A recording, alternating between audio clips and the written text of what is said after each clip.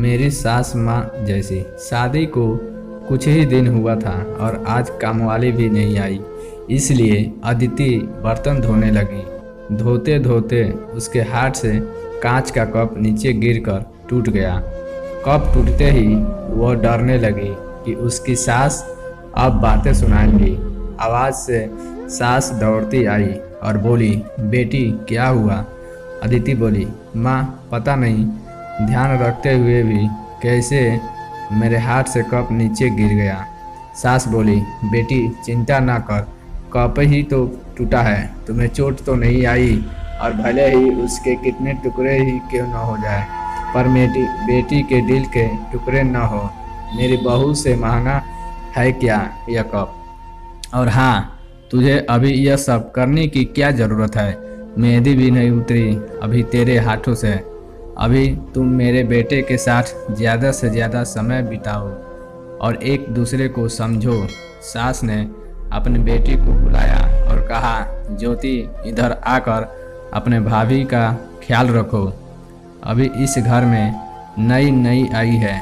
ज्योति ने कहा, हाँ माँ। सास फिर बहू से बोली, शुरू में तुम मुझे अपनी माँ ही समझना, मुझे भी तुम्हारा दिल जीतना है, सास बनकर नहीं माँ बनकर। देखते देखते अदिति की आंखों में खुशी के आंसू आ गए, छलछला गई उसकी आंखें और सास के पैरों में गिरकर बोली, मैंने एक माँ छोड़ी तो दूसरी नई माँ पाई, बल्कि आप मेरे माँ से भी ज़्यादा ममता मेरे लिए रखती हो।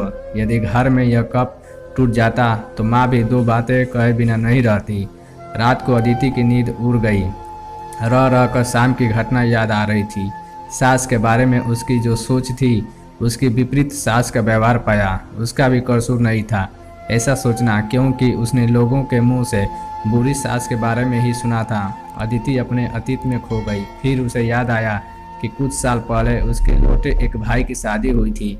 मेहंदी का रंग उतरने ही से पहले ही माँ ने भाभी पर काम की पूरी जिम्मेदारी डाल दी थी और अपने ही नियम कानून के हिसाब से भाभी को चलने के लिए मजबूर कर दिया। माँ ने भाभी को घर में एडजस्ट होने में जरा भी वक्त नहीं दिया।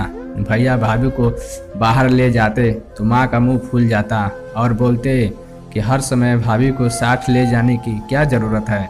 कभी भी भाभी को खुली हंसी हंसते नहीं देखा।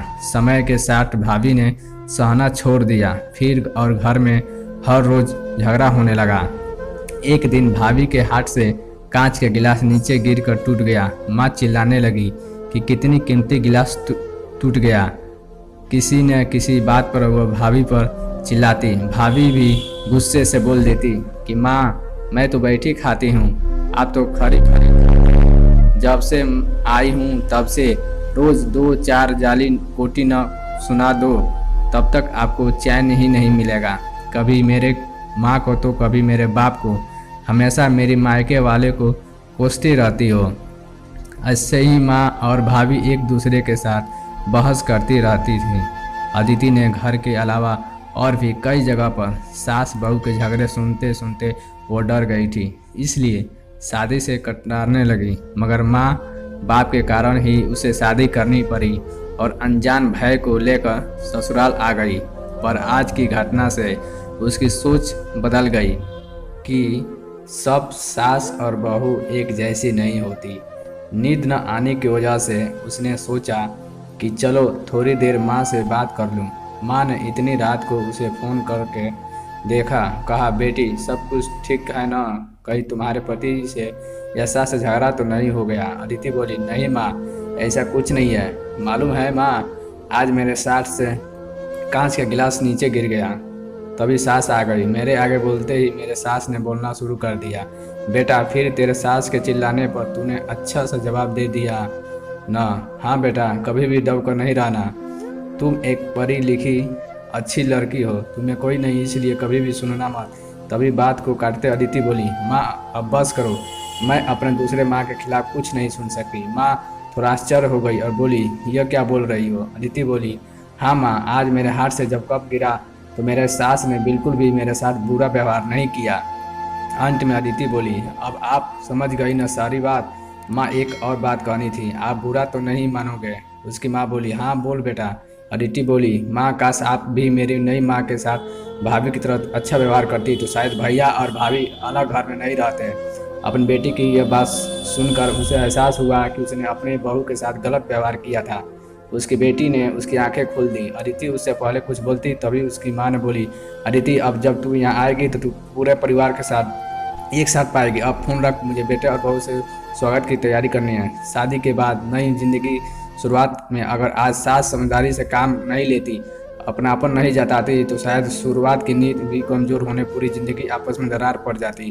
कप के फूटने से कोई नहीं रोक सकता, लेकिन प्रेम के टूटने से तो हम रोक सकते हैं। कांच के टुकड़े हो जाए पर टुकड़े ना हो। अपने घर में प्रेम का वातावरण बनाए रखिए, एक दूसरे को समझे और एक दूसरे की इज्जत करे तो घर में स्वर्ग बन जाएगा। घर नर्क से स्वर्ग में बदल सकता है यदि बहू सास को माँ मान ले और बहू सास बहू की बेटी मान ले।